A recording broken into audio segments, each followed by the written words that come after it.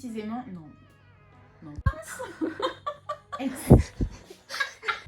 Bonjour tout le monde, aujourd'hui on va parler pinces et je vais vous expliquer à quoi servent nos pinces à bijoux. Alors on va commencer avec la pince plate. La pince plate c'est celle-ci, c'est celle qu'on utilise le plus. Souvent elle s'utilise en binôme avec une deuxième identique. Donc on va l'utiliser par exemple pour ouvrir les anneaux et on va la positionner comme ceci. On met une pince perpendiculaire et on utilise une deuxième qu'on met parallèle à l'anneau. Et on a juste une main qui bouge et qui ouvre l'anneau.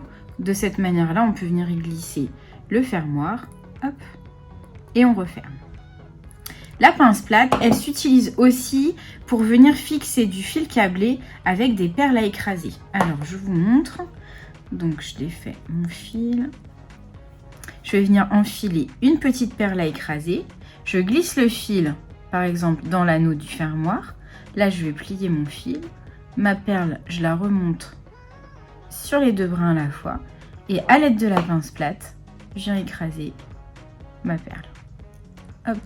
Et là, du coup, on a fixé notre fil. Donc ça, c'est la deuxième utilisation de la pince plate. On l'utilise aussi pour fermer ce qu'on appelle serre-fil ou serre-ruban. Les petits serre-fils, par exemple, on y glisse. Là, j'ai choisi une petite cordelette que je vais venir poser à l'intérieur. Et à l'aide de la pince plate, je vais venir rabattre un premier côté. Donc là, on utilise bien l'extrémité de la pince et le deuxième côté. Et de cette manière, on a fixé la cordelette. Ou alors, on peut aussi utiliser en serre-ruban pour pincer tout type de ruban. Ou alors là, je vais essayer de faire un petit assemblage d'éléments en cuir. Donc là, voilà, j'ai positionné mes 3 navettes. Je viens glisser mon serre-ruban au bout. Et avec ma pince plate, je viens écraser. Voilà. Et là, on a nos éléments en cuir qui sont bien pincés. La pince coupante. La pince coupante, c'est celle-ci. Elle va s'utiliser pour couper de la chaînette, donc des petites chaînettes toutes fines comme ça.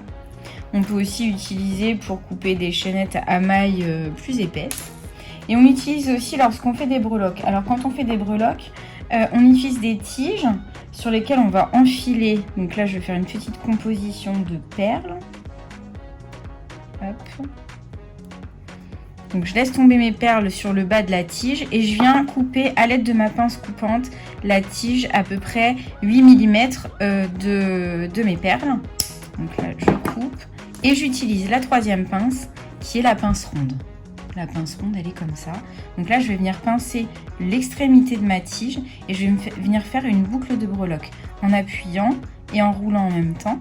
Voilà, la tige s'enroule bien sur elle-même. Après je la redresse.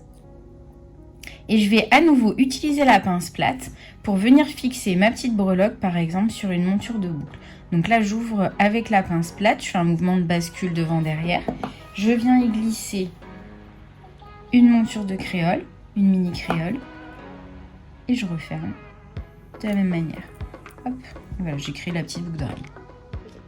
La quatrième pince, c'est la pince 3 en 1. Donc celle-ci, elle regroupe les 3 pinces qu'on vient de voir, la plate, la coupante et la ronde. Donc elle a la fonction ronde au bout, la fonction plate au centre et la fonction coupante au milieu. Et elle s'utilise en général avec la pince plate. C'est-à-dire soit vous avez les 3 pinces différentes pour travailler, soit vous avez la pince 3 en 1 et vous complétez avec la pince plate.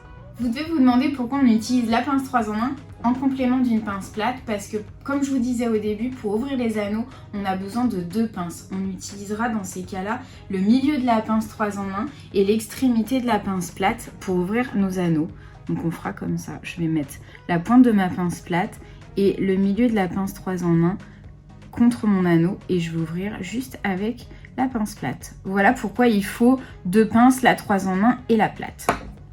J'espère que toutes mes petites indications vous aideront à utiliser correctement les pinces pour la réalisation de vos bijoux. N'hésitez pas, abonnez-vous à la chaîne YouTube pour regarder les tutos et on se retrouve très vite pour un nouveau bijou.